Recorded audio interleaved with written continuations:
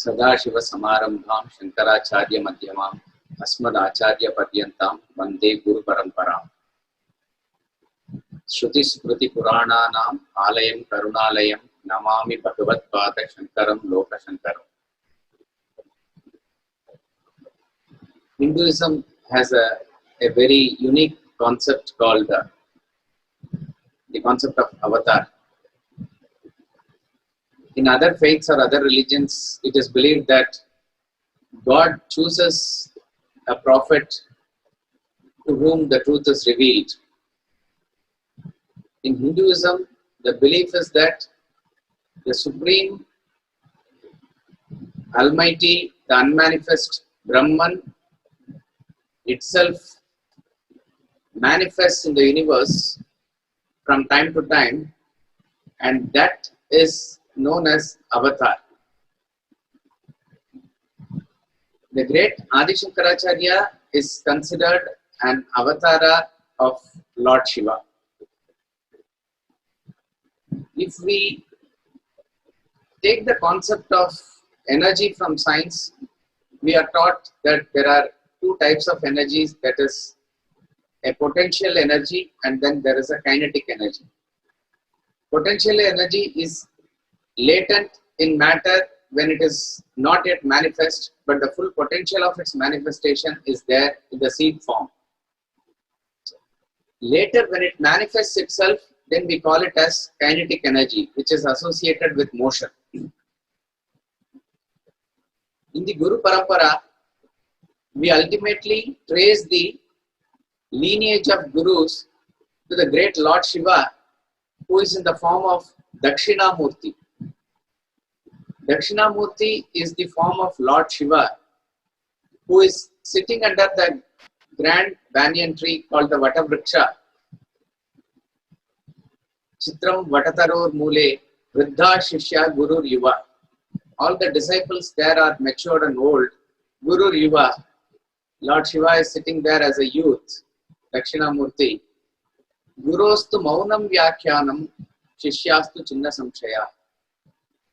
The Guru is explaining the truth by what? By what means? By the means of silence, dynamic silence.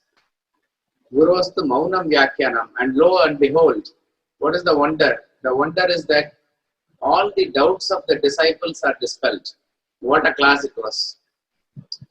So the great Lord Shiva in the form of Dakshinamurti, who is considered as the Adi Guru in the Parampara of Vedanta, the first Guru, it is the same Lord Shiva who is said to have appeared many centuries later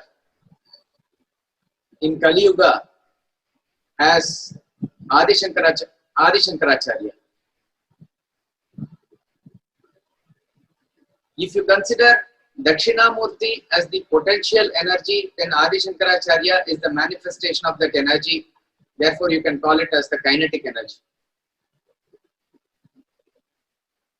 To the extent that Dakshinamurti sat in a place and did not move at all, to that same extent, Adi Shankaracharya travelled across the length and breadth of India non-stop. Non-stop, he was in constant motion. To the extent that Dakshinamurti maintained a dynamic silence by which he communicated Brahma Vidya or the self-knowledge, Adi Shankaracharya gave out lot of commentaries, lot of other hymns, lot of other important granthas, Prakarana granthas, etc. So we see that absolute potential of that silence is now fully manifest through the mouth of Adi Shankara. We consider Vedas to be the ultimate authority in Hinduism. The center portion of Vedas is the portion of Sri Rudram in the Yajur Veda. Sri Rudram is giving out great names of Lord Shiva. In the series of names, two interesting names come together. Namak Kapardine cha Vyukta Keshaya cha. I salute the Kapardina and I salute the Vyukta Kesha. Kapardina refers to the one with matted locks. That we all can relate to. Lord Shiva is always visualized as a tapasvi whose mats are locked always. Jatadhara also we can visualize. When the jata opens up, we can visualize Lord Nataraja also. Without any form, we can visualize Shiva Linga also. In various forms, Lord Shiva is worshipped. So, Namak Kapadi nature. But what is very interesting and intriguing is the next term, which says Vyukta Keshaya. Namak Vyukta Keshaya. Vyukta Kesha means one who is clean shaven, one who is devoid of any hair. This picture of Shiva we don't see anywhere. We cannot imagine Shiva in this way at all. I also tried to Google. Somebody talked about a story where, as a very young kid, they are picturizing Lord Shiva in this way, but not very convincing. Paramacharya of Kanchi gives a beautiful interpretation here, and Vedic statements cannot be false. So when he says Vyukta Keshaya cha, it obviously refers to advent of Adi Shankaracharya, who is nothing but the avatara of Lord Shiva only. And we see Lord Shiva, if we are able to visualize as Adi Shankaracharya, as a great renunciate, as a great sannyasi, he is always in the form of clean shaven. Vyukta Keshaya. So Vedas also probably give an indication that Adi Shankaracharya is none other than the Lord Shiva himself. Now, what is the purpose of an avatara? Bhagavad Gita says, the avatara occurs yada yada hi dharmasya glanir bhavati bharata abhyutthanam adharmasya tadatmanam srijamya.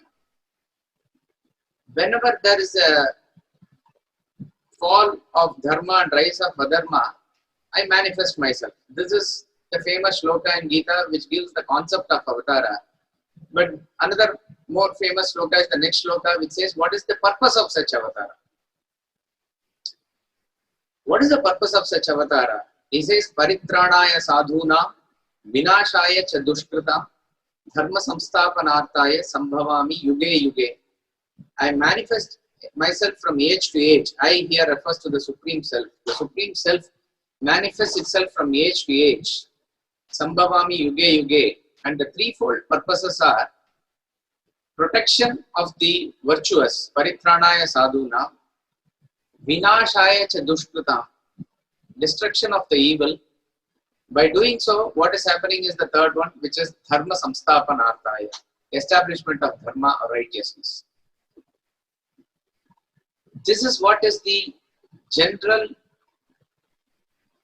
purpose that is mentioned, and this happens from time to time because from time to time there is a deterioration, and whenever the deterioration happens, according to the law of demand and supply, this balance is maintained, this manifestation comes. Most famous are the Dashavataras of Lord Vishnu, and most famous among them is Lord Rama and Krishna, who have a long charitra and which is very, very well understood and revered in India. But there are also other avatars. And till today in Kali Yuga, various sages and saints who have come are also designated as avatara or amsha of the supreme deities, supreme reality in the form of any deity. In the case of Lord Rama or Krishna, the time was different the unrighteous was visible and manifest in a different way, and the good were attacked in a way, and therefore the purpose of the avatara and the way in which they dealt with the unrighteous and the wicked at that point of time to establish dharma was different. But much into the Kali Yuga, the situation was different. At the time of Adi Shankaracharya, we don't see Asuric and Rakshasa forces like either Ravana or Kamsa, but materialism had taken over the world and it was posing danger in a different way. People were losing faith in the Vedas, as a result of which people were moving away from the core of Vedas, which is the Supreme Self or Brahman. Probably advent of Buddhism and its rise contributed to this at that point of time. So the situation was different. There was no physical attack or a war which was there probably at the previous yugas. Here the attack is different. Therefore, the way in which it has to be dealt is also different. So the purpose of Adi Shankaracharya's coming is completely different. The purpose is the same, but the way in which he carried out the activities is different. And what is the greatness of Adi Shankaracharya? Adi Shankaracharya, in a short span of 32 years, came like a flash of lightning, lit up the whole universe, and he established certain principles which are universal in nature, which are being carried out till today, and single-handedly he revived the Sanatana Dharma. It is impossible for us to conceive that all this could have been done within a short span of just 32 years. Unimaginable. The path that leads us towards the goal of self or self-realization is threefold. There are obviously various paths, but the three main paths are karma, bhakti and jnana. When you use the body to do actions towards the self, that is called as karma yoga. When you use the mind to feel emotions towards the path of the self, that is called as bhakti yoga. When you use the intellect to absorb knowledge along the path towards the self, it is called as jnana yoga. These three are considered three right royal paths because they cater distinctly to the three equipments that we have: body, mind and intellect. I repeat, karma yoga for the body, bhakti yoga for the mind and jnana yoga for the intellect. And we see that various acharyas, various gurus from various points of time have given solutions to the problems of people, and they have emphasized on what path to take, and usually they emphasize on one of the paths. But what is the greatness of Adi Shankaracharya is that he is a unique combination of all the three paths shown within again the short lifespan of 32 years. This is something that is inconceivable, unimaginable.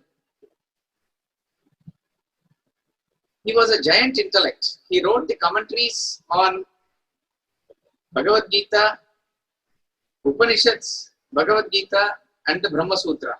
Without the grace of Adi Shankaracharya, the Prasthana Traya could not have been understood by anybody at all.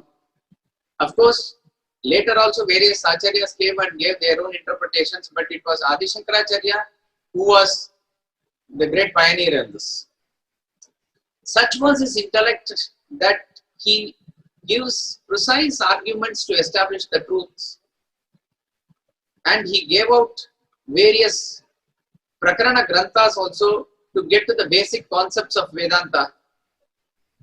So the highest form of jnana is laid out by Shankaracharya here. The same Shankaracharya, who was the greatest intellectual probably of all times, writes impassioned verses about Murtis and Devatas of all forms, about Ganga, about Subramanya, about Shiva, about Vishnu. You name any god, he can challenge any bhakta in its pure form of bhakti. So Shankaracharya was also a great bhakta. So we cannot just imagine how a great jnani of the Advaita philosophy, who is immersed in formless, unmanifest Brahman, can write and devote himself to such impassioned verses of bhakti also, up to the level of Bhajagovindam, Bhajagovindam, to tell even to the children can be used. To that extent, he has come down and showed what the path of bhakti is. So at the intellectual level, a great jnani, at the mental level, a great bhakta, and at the physical level, a great karma yogi. Can you imagine that within the short span, he was traveling the length and breadth of our country more than 3 times? He would have walked mostly, if at all, he could have traveled a little while on the bullock carts. That's about all. He traveled the length and breadth of the country, and he established monastic institution known as mathas, which are living till today, carrying out the work of Adi Shankaracharya. What a great activity that is. The potential of maintaining the dharma in the society is carried out by the Shankara Mats in Badrinath, in Dwaraka, in Sringeri, in Puri, and there are other mats like Kanchi also, which are attributed to Shankaracharya, innumerable. And till today, in an unbroken chain of Guru Shishya Parampara, all those who are sitting there, inspired by Adi Shankaracharya, are also called as Shankaracharyas. They are carrying out, maintaining the Sanatana Dharma in the midst of society, and that tradition was greatly founded by Adi Shankaracharya himself. So if you look at in totality, he is a unique combination of karma, bhakti and jnana, and all this was accomplished, as I said, in a very short lifespan. And what was Shankaracharya's greatest weapon? His greatest weapon was nothing but his giant intellect and his unconditional love. So wherever, whatever need to be condemned, fearlessly he condemned, but he did not have any antagonism towards anybody. That is why he was able to reconcile all the practicing 72 types of religion under one umbrella, under the umbrella of Advaita. He gave every religion its rightful place, but showed the base of the unmanifest reality of Brahman under everything. And that is why Advaita philosophy, which is obviously not founded by Shankaracharya, but which we can say was re-established by Shankaracharya in a great way, is universal in its appeal. And every scientist today is also, who may not proclaim himself to be religious, cannot have any argument against the principles of Advaita Vedanta. And all this is the grace of Adi Shankaracharya. And rightly so, after Lord Krishna, Adi Shankaracharya is called as Jagat Guru. Jagat Guru means universal teacher. He is indeed an universal teacher, because whatever he taught applied to the whole universe. It is universal philosophy. But what is interesting is, even though he was a Jivan Mukta, he was a realized person living in the embodiment, he never ever attributed the knowledge which is actually flowing out of himself, taking the stance that he is the authority. He always gave the authority of the Vedas. Such humility you will find only in a Jagat Guru. So though he was a Jivan Mukta, he always placed the authority on the Vedas.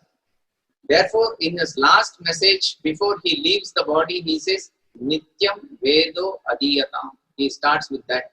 And he then goes on to say how one must practice the karma given in that, till the point of realization, step by step he gives. So here was a great Acharya who catered to each and every person of the society. According to the great Swami Ramatirtha, next to Lord Rama and Krishna, who belong to the different yuga, the greatest person to have walked on the soil of Bharatavarsha in a human embodiment is Adi Shankaracharya. So on this, on the eve of Shankara Jayanti, we will take resolution to walk on the footsteps in the path shown by Adi Shankaracharya in implementing the principles of Sanatana Dharma in our own lives and trying to spread the message as best as we can for the future generations also. Thank you very much. Jai Jai Shankara Hara Hara Shankara. Jai Jai Shankara Hara Hara Shankara.